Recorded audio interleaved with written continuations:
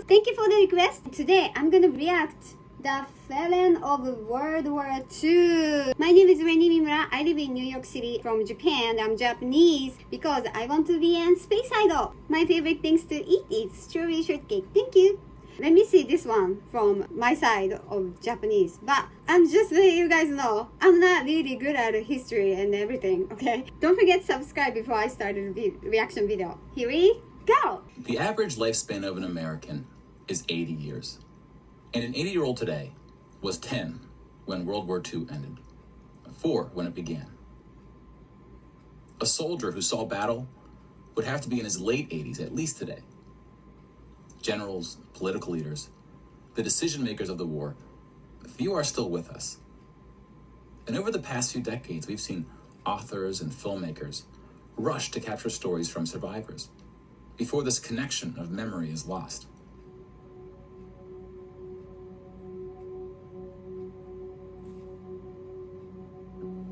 This project is not about individual war stories, and it's not about survivors. We're going to tally up the tens of millions of people whose lives were cut short by the war, and see how these numbers stack up to other wars in history, including trends in recent conflicts.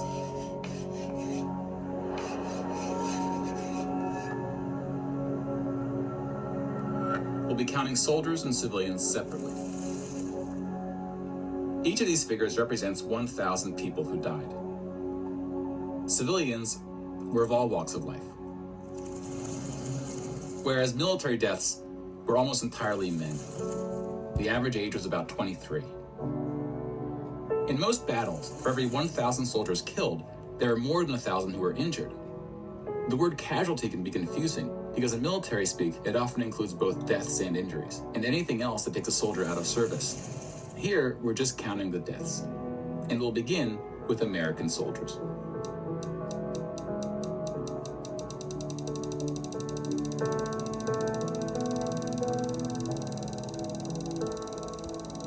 Over 400,000 died.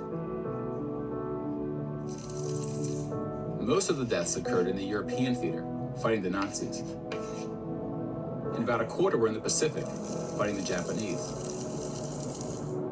When you put them on the timeline, you see that casualties were the heaviest at the end of the war.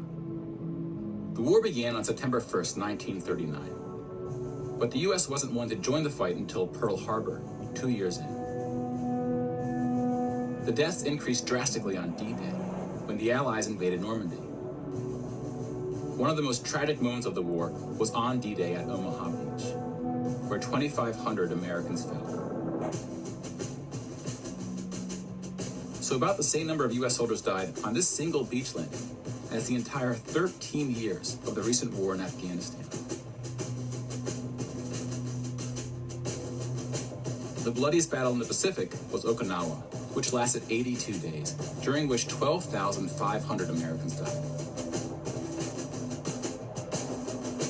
About 5,000 of these deaths were at sea from kamikaze attacks. Now let's look at some other countries, starting with Europe.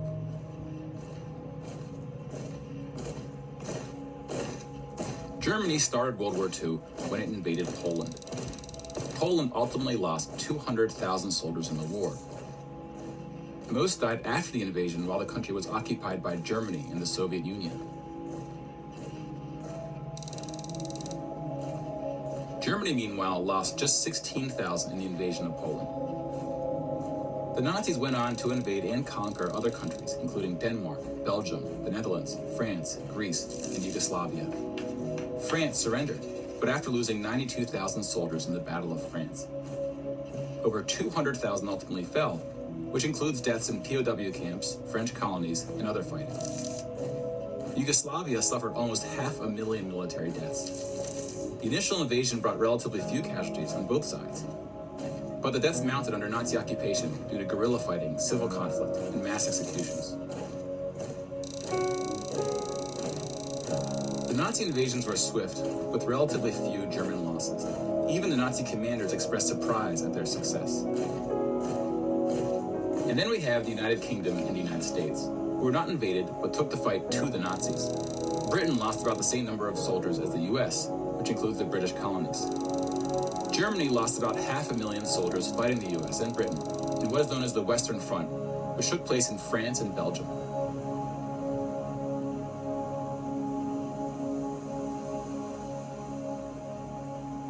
But most Nazi soldiers died in the Eastern Front, Germany's unsuccessful invasion of the Soviet Union. The numbers are staggering. The most famous battle of the Eastern Front, and perhaps the turning point of the European war, was Stalingrad. The German Sixth Army successfully took Stalingrad, but then got surrounded by the Soviets and cut off from food and ammunition. 500,000 Nazis would ultimately die in Stalingrad. Another 100,000 were taken prisoner, of which 6,000 would ever return. POWs had a low survival rate throughout World War II, and it was particularly grim in the East. When you include these POWs, roughly the same number of Germans died in Stalingrad as all the Western Front fighting against France, the UK, and the US. And though Stalingrad was a victory for the Soviets, they suffered almost twice as many losses as Germany.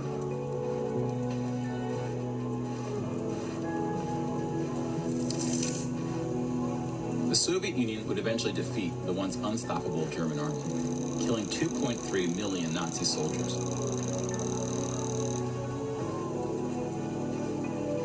But winning the war came at a cost.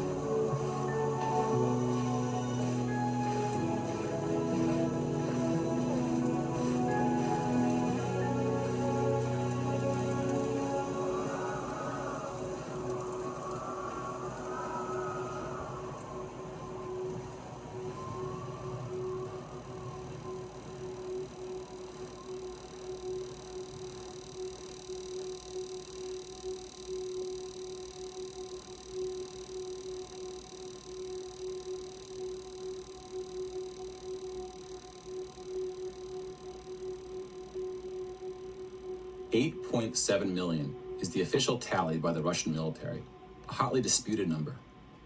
Some studies have calculated as many as 14 million dead.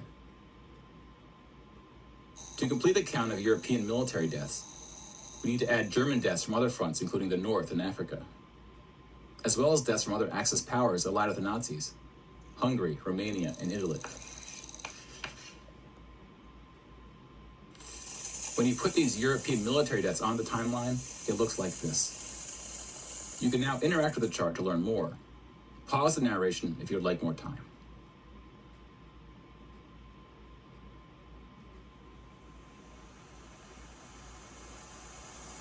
And now we switch to civilian deaths in Europe.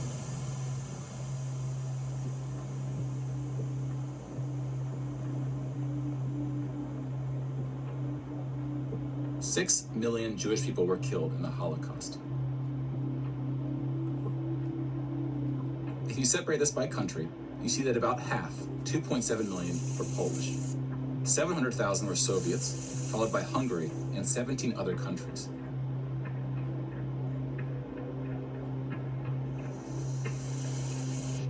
Broken down another way, about half of the 6 million were killed in the concentration camps. Over 1 million died in Auschwitz. Most were killed in the gas chambers. Others died from starvation, exhaustion, disease, and other forms of execution. The second most deadly camp was Treblinka, which was exclusively an extermination camp, set up to look like a train station.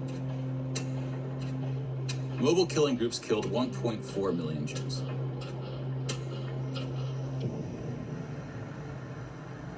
Like with the gas chambers, men were killed first to reduce the risk of revolt.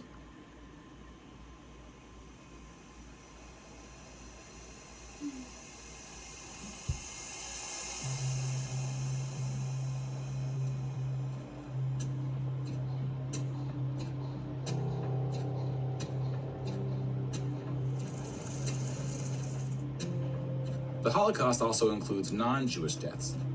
Between 130,000 to 500,000 Roma, then called Gypsies, were killed. The numbers are disputed. About 250,000 people with disabilities were killed. Homosexuals, Catholics, and other groups were also exterminated, but their numbers were relatively small. Some historians say that other civilian deaths should go under the label of Holocaust. About 2 million non-Jewish Poles were killed under German occupation. some of which were sent to the gas chambers at Auschwitz. When you combine civilian and military deaths, over 16% of the total Polish population died in World War II, which is the highest percentage of any country. But not the highest in total death count. The Soviet Union again tops that list, losing at least as many civilians as it did soldiers, somewhere between 10 and 20 million. A particularly dark moment for the Soviet Union was the siege of Leningrad, now St. Petersburg. German forces surrounded Leningrad before civilians could be evacuated. Supplies, including food, were cut off for 2.5 years. 1.5 million people died as a result, mostly from starvation, mostly civilians. Stalin's cruelty towards his own people is partly responsible for these numbers. He often didn't allow civilians to evacuate from cities, thinking it would cause the soldiers protecting them to fight harder. About 1 million Soviets died in Stalin's own labor camps, called the Gulag. Just about every country suffered civilian losses, especially countries who were invaded. While many died as a result of so-called collateral damage, the biggest numbers occurred when it was no accident.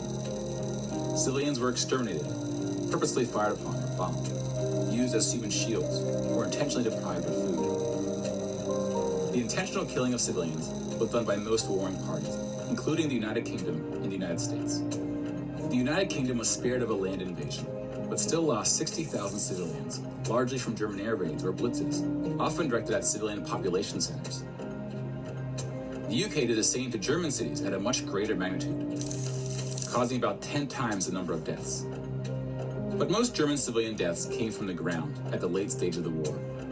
When the Nazi regime collapsed, civilians living in occupied regions had to desperately flee from the advancing Soviet army. Rapes were widespread, and death estimates ranged from 600,000 to 3 million.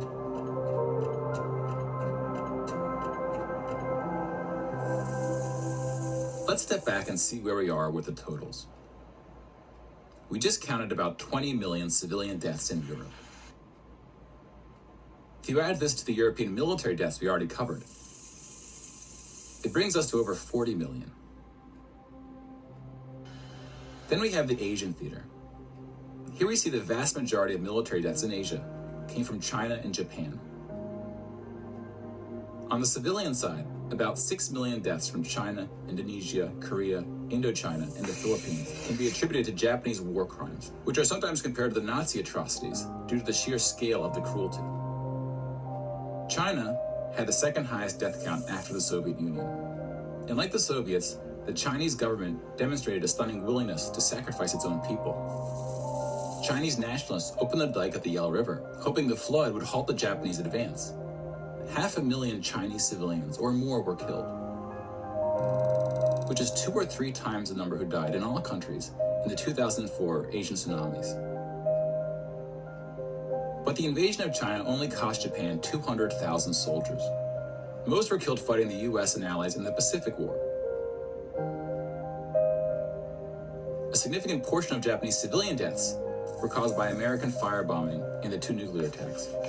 Contrary to official US statements, these airstrikes were directed at civilian populations, not military targets. When you add all the deaths outside Europe, it brings us to a grand total of 70 million for the war, give or take depending on who's counting and what civilian deaths get included. More people died in World War II than in any other war in history. For comparison, here are 20 or so of the very worst wars and atrocities we have on record. Some of these are more of atrocities than wars, but we've seen how that distinction can get blurry. Some of these spanned across centuries. World War II had the highest body count, and it all happened in just 6 years. The world's population has grown significantly since the earliest atrocities on this list. If you want to compare them in terms of what percentage of the world died, we can adjust the chart to look like this. This rough approximation tells us there may have been more devastating wars before World War II, proportionally speaking.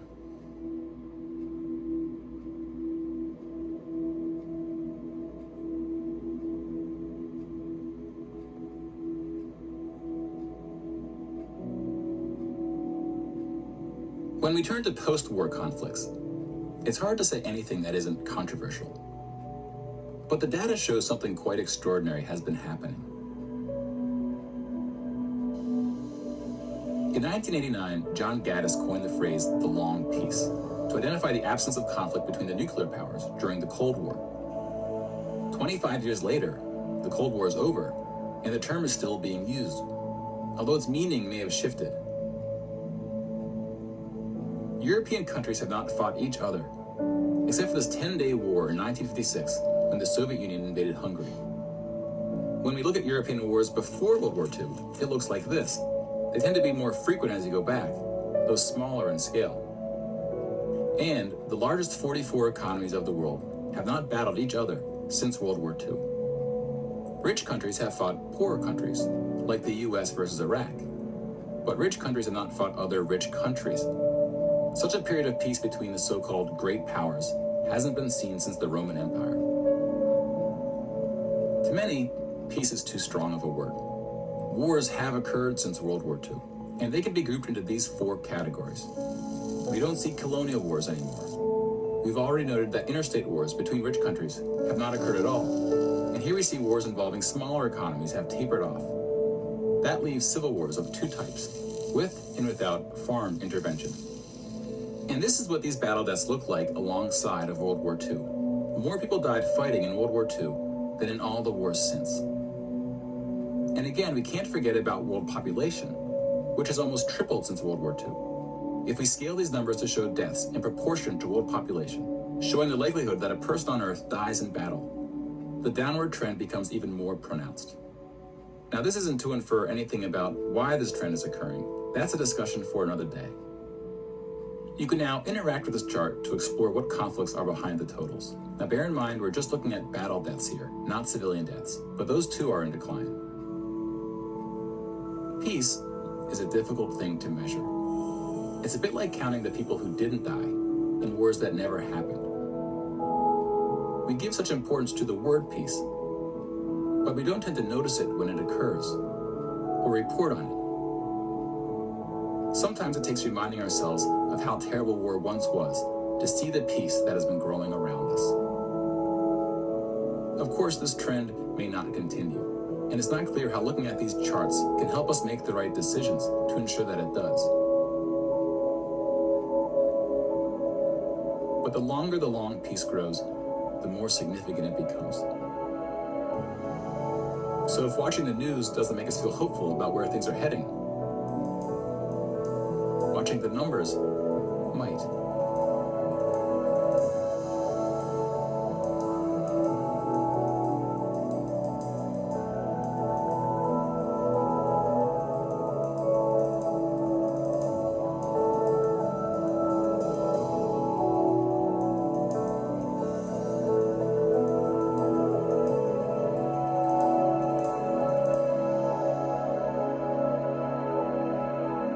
If you would like to support this project and encourage new episodes, please follow us using one of the options below, and consider paying the suggested ticket price for today's show. Thank you very much. I didn't expect like this. Yes, I'm Japanese and I know a little bit of Japan now. Then I love peace. Yes, that's why I came here, New York City, and I'm doing my activity. Please come to my main channel because I'm talking in Japanese and English both. So maybe you can learn about Japanese, and also like all the people coming to the chat, international people are kind of peaceful, and we try to know about like other people, each other. It's very peaceful place. If you like about this video, please come to my main channel, and then please subscribe this channel as well. Thank you so much. See you next week. またね。にゃにゃにゃにゃ。